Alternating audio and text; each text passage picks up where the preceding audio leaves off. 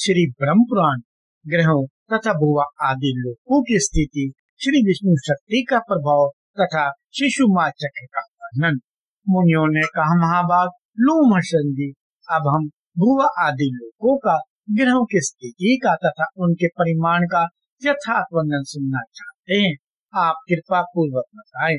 लोमहर्षण जी बोले, सूर्य और चंद्रमा की किरणों से समुद्र, नदी और पर्वत से जितने भाग में प्रकाश फैलता है उतने भाग को पृथ्वी कहते हैं। पृथ्वी विस्तृत होने के साथ ही गोलाकार है।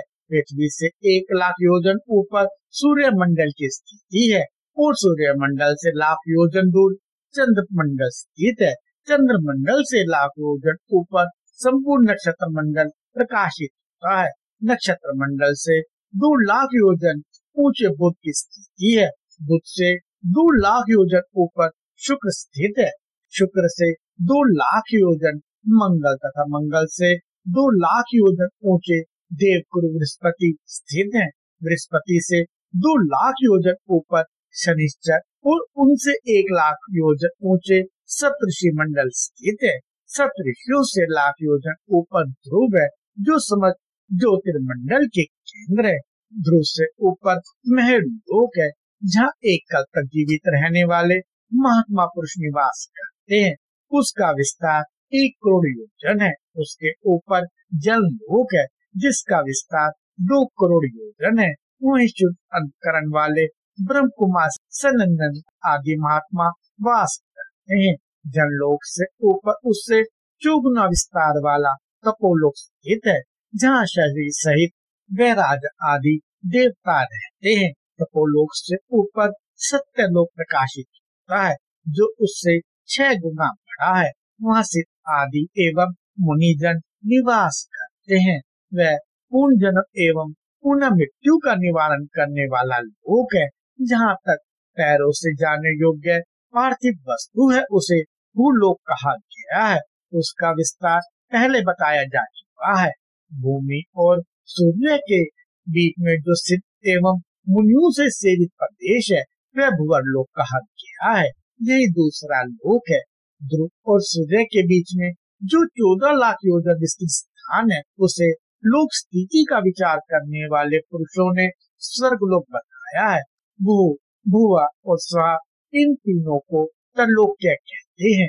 विद्वान ब्राह्मण इन तीनों लोकों को कृतक नाशवान कहते हैं। इसी प्रकार ऊपर के जो जन, तप और सत्य नामक लोक हैं, वे तीनों आकृतक अविनाशी कहलाते हैं। कृतक और आकृतक के बीच में महर्लोक है, जो कृतक का कृतक कहलाता है। यह कल्पांत में जन शून्य हो जाता है, किंतु नष्ट नहीं होता। ब्राह्मणों इस प्रकार ये 7 महालोक बताए गए हैं। पाताल भी 7 ही है। यही समुच्चय ब्रह्मांड का विस्तार है। यह ब्रह्मांड ऊपर, नीचे तथा किनारे की ओर से अनकटा द्वारा घिरा हुआ है। ठीक उसी तरह जैसे कैतक का बीज सब ओर छिलके से ढका रहता है। उसके बाद समुच्चय अनकटा से 10 गुने विस्तार वाले जल के आवरण द्वारा यह ब्रह्मांड आवृत है। इसी प्रकार जल का आवरण भी बाहर की ओर से अग्नि में आवरण द्वारा घिरा हुआ है। अग्नि वायु से, वायु आकाश से और आकाश महतत्व से आवृत है। इस प्रकार ये 7 आवरण उत्तरोत्तर 10 गुने बड़े हैं। महतत्व को आवृत करके प्रधान प्रकृति स्थित है। प्रधान अनंत है, उसका अंत नहीं है और न उसके माप की कोई संख्या ही है। वह अनंत एवं असंख्यात बताया गया है। वही संपूर्ण जगत का उपादान है। उसे ही प्रकृति कहा गया है। उसके भीतर ऐसे ऐसे कोटि कोटि ब्रह्मांड स्थित हैं, जैसे लकड़ी में आग और तिल में तेल दिया है। उसी प्रकार प्रधान अर्थात प्रकृति में चेतन पुरुष व्याप्त है। ये प्रकृति और पुरुष एक दूसरे के आश्रित हो भगवान विष्णु की शक्ति से टिके हुए हैं। श्री विष्णु की शक्ति प्रकृति और पुरुष के पृथक एवं संयुक्त होने के कारण है।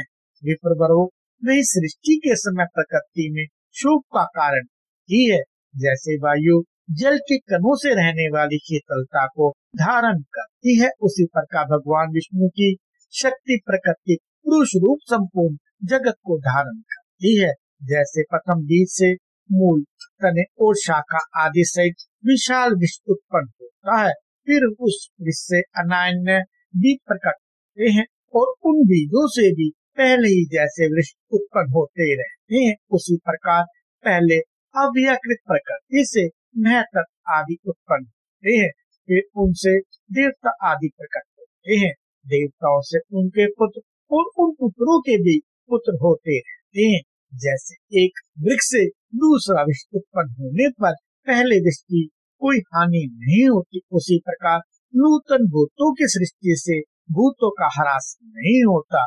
जैसे समीपवर्ती होने मात्र से आकाश और काल आदि भी वृक्ष के कारण है, उसी प्रकार भगवान श्री हरि विकृत न होते हुए ही संपूर्ण वृक्ष के कारण होते हैं। जैसे धान के बीज में जड़, नाल, पत्ते, अंकुर, कांड, को, फूल, दूध, चावल, भूसी और कंद सभी रहते हैं तथा अंकुरित होने के योग्य कारण सामग्री पाकर प्रकट हो जाते हैं, उसी प्रकार भिन्न भिन्न कर्मों में देव आदि सभी शरीर स्थित रहते हैं तथा कारणभूत श्री विष्णु शक्ति का सहारा पाकर प्रकट हो जाते हैं। ये भगवान विष्णु पर ब्रह्म है, उन्हीं से यह संपूर्ण जगत उत्पन्न हुआ है, वही जगत स्वरूप है तथा उन्हीं में इस जगत का लय होगा। ये परम ब्रह्म और परम धाम स्वरूप है, सत और असत भी वे ही हैं, वे ही परम पद हैं। यह संपूर्ण चराचर जगत उनसे भिन्न नहीं है, वे ही अव्याकृत मूल प्रकृति और व्याकृत जगत स्वरूप है। यह सब कुछ उन्हीं में लय होता है और उन्हीं के आधार पर स्थित रहता है।